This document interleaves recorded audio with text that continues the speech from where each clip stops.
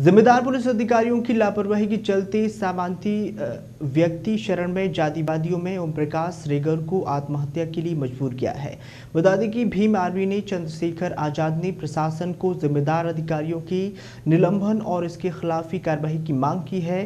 बताया जा रहा है कि ओम प्रकाश रेगर को न्याय नहीं मिलेगा तब तक हिलूंगा नहीं। बता दें कि धरनी से राजस्थान के अजमेर जिले के नौसल गांव में शर्मसार कर देने वाली घटना सामने आई थी, जिस पर जातिवाद मानसिकता के सभी लोगों से प्रताड़ित होने के बाद ही प्रशासन का गैर जिम्मेदार रवैया के चलते एक बहुजन समाज के लाडले बेटे को अपनी जान गंवानी पड़ी थी। बता दें कि भीम आर्मी प्रमुख चंद्रशेखर आजाद ने ओम प्रकाश रेगर को न्याय दिलाने और रूपनगढ़ अजमेर पहुंचे हैं, जहां पर परिवार से मिले और ओम प्रकाश रेगर ने अपनी आखिरी इच्छा सुसाइड नोट पर लिखकर आत्महत्या की, जिसमें ओम प्रकाश रेगर ने सुसाइड नोट पर लिखा कि पूर्व सरपंच और पुलिस ने मिलकर अन्याय किया है, उन्हें मत छोड़ना और चंद्रशेखर वह मेरा अंतिम संस्कार आपके हाथों ही होगा।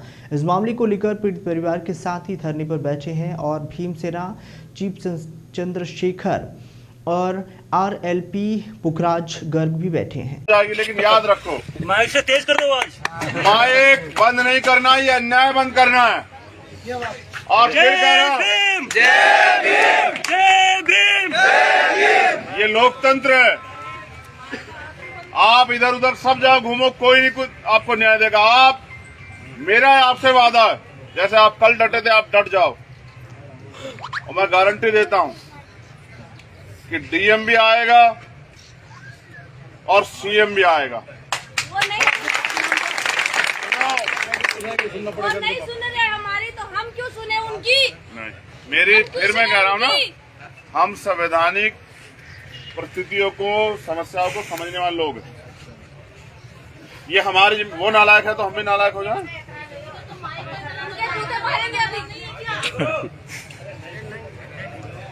मैं समझता हूं कि आपको मेरी बात माननी चाहिए। बिल्कुल। इतना सा आप मुझसे विश्वास करो कि आप मेरी बात को मान जाओ। ये टेंट लगवा के मैं तो ये कहूंगा कि आप बैठ जाओ, रास्ता खुला रहने दो, किसी पेशेंट को आने दिक्कत ना हो। मगर याद रखो, क्या बंद करना है? अन्याय। इसलिए लड़ना है। 1 दिन लग जाए, 2 दिन लग जाए, 4 दिन लग जाए, कोई फर्क नहीं पड़ता है।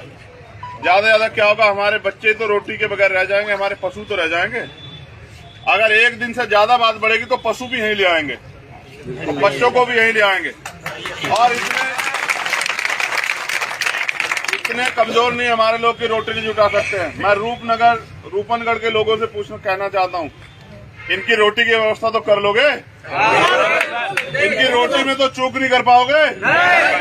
आप इनकी रोटी की व्यवस्था कर लो। और मैं फिर कह रहा हूं, आर पार है, ये कोई इफ और बट नहीं, आर पार है। जब तक मांगे पूरी नहीं होंगी, जब तक गिरफ्तारी नहीं होगी, आंदोलन अब खत्म ही नहीं होगा। कल रात से तमाशा देख रहे हैं हम लोग, 1 घंटा और एक सम्मानित अधिकारी तो हमसे क्या चले, सरकार के लिए कोई प्रावधान नहीं है।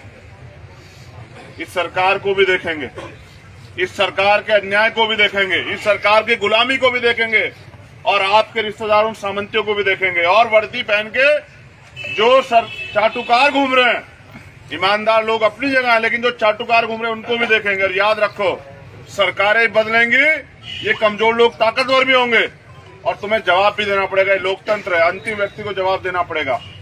आप टेंट बड़ा करो और जितने लोग बैठे रहो, बाकी लोग आते रहेंगे। ये अन्याय, किसी पे व्यक्तिगत टिप्पणी करने से कुछ नहीं होगा। आपका ओम प्रकाश वापस नहीं आएगा। हाँ, आप डटे रहो तो अगला कोई ओम प्रकाश अन्याय का शिकार नहीं होगा। ये फैसला करने के लिए डटे रहो। और उस परिवार को, क्योंकि मेरा मानना है 10 दिन के बाद रिश्तेदार भी भूल जाएंगे, समाज के लोग भी वो चूक कर जाएंगे कि भाई कौन करेगा। लेकिन मैं अपनी बहनों से वादा कर रहा हूं, सरकार मदद नहीं करेगी तो समाज मदद करेगा। अपनी मां से भी कह रहा हूं कि घबराओ मत, ये समाज बहुत ताकतवर है। जब जब ये अंगड़ाई लेता है तो ये जवाब देता है। इनकी चुप्पी भी जवाब दे रही है। ये जो इतने लोग आके यहाँ इस समाज को अपमानित कर रहे हैं अपने वक्तव्य में, कि महासभा में जाते हो ये करते हो, कि ये चुपचाप इसलिए सुन रहा है क्योंकि ये इंतजार कर रहा है। ये इनका सब्र देखो कि ये भरोसा करते ठगे जाते हैं।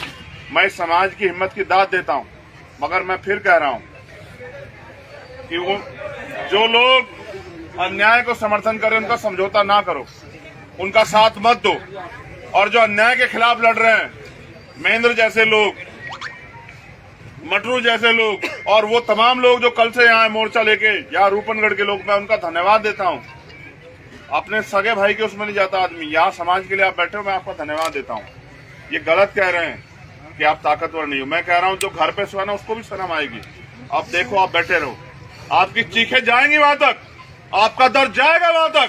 और जो आज सो रहा है घर में वो भी आएगा कल निकल के, और शाम तक वो माँ भी निकल के आएगी जो तुम्हारी चीखों को सुनेगी। चिंता मत करो, हम देखेंगे जालिम हुकूमत में कितना दम है, हम देखेंगे ये जो निकम्मा प्रशासन है सरकार, इनमें कितना दम है। मगर आप टिके रहो, अगर आप खड़े रहोगे तो ये LIU के लोग, IB के लोग रिपोर्ट भेजते रहेंगे कि ये लोग टिकाऊ नहीं, सुनना नहीं चाहते। तो आपको बैठना पड़ेगा, जो घर है उनको आना पड़ेगा, तब जाके शायद हो सकता है गहलोत जी को हमारी बात चलेगी। जयपुर में है वो, यहाँ से 100 किलोमीटर का रास्ता है। मुझे लगता है कि आवाज में आपके इतना दम नहीं कि उन तक आवाज चली जाए, तो आपको आवाज सुनाने के लिए अपने दम को मजबूत करना पड़ेगा। मैं अकेला या हम कुछ लोग इस लड़ाई को नहीं जीत सकते। ये समाज की लड़ाई है। ओम प्रकाश अपने जाने के बाद मुझ में और हम सब में उम्मीद देखता था कि वो मुझे न्याय दिलाएंगे। हम उसको जीते जीते न्याय नहीं दिला पाए। अब हमारी जिम्मेदारी बनती है कि अब वो हमारे बीच नहीं, तो उन तीनों बहनों का भाई बनके, या आप जिस भी रिश्ते में बड़े हो, उनके चाचा ताऊ, छोटे हो तो उनको जिस भी रिश्ते में मानते हो, उस माँ का बेटा बनके हमें इस लड़ाई को मजबूत करना। लड़ाई ये नहीं ओम प्रकाश तो चला गया, क्या आप और मैं मिलकर ओम प्रकाश को ला सकते हैं? लेकिन कल किसी ओम प्रकाश के साथ ऐसा ना, उसके हौसले टूट जाए, इसलिए तो हमें लड़ना पड़ेगा ना। या आप और ओम प्रकाशों का बलिदान देने के लिए तैयार हो? बताओ। और इसे टेंट को और बड़ा कर दो यार, इसे वहां तक लगा दो जहां तक हमारे लोग बैठना चाहें। अगर आप टेंट का भी टेंट भी नहीं लगवा पा रहे हैं क्या, इसको वहां तक लगवा दो। और ये रास्ता खुला रखना, किसी पेशेंट को परेशानी ना हो। लेकिन ये याद रखो कि इतिहास लड़ने वालों को याद रखता है, टकराने वालों को, घुटने टेकने वालों को याद नहीं रखता है। अगर आप इसको परमानेंट रोकना चाहते हो तो फिर डटो मैदान में, हिम्मत करके डटो। और अगर आप इसको इसलिए आए हैं कि मैंने बुलाया, या आपके दिल में दर्द है, या आप इस जाति में पैदा हुए, तो मैं कहता हूं कि फिर इस फॉर्मेलिटी की भी जरूरत नहीं। अरे चलो अपना काम करो, काम करो आप। अरे भाई साहब, एक मिनट रुक जाओ। नहीं मतलब ठीक है, ठीक है, ठीक कोई मरीज नहीं है। ठीक, आपने कह दिया ठीक है जी। आप जाइए।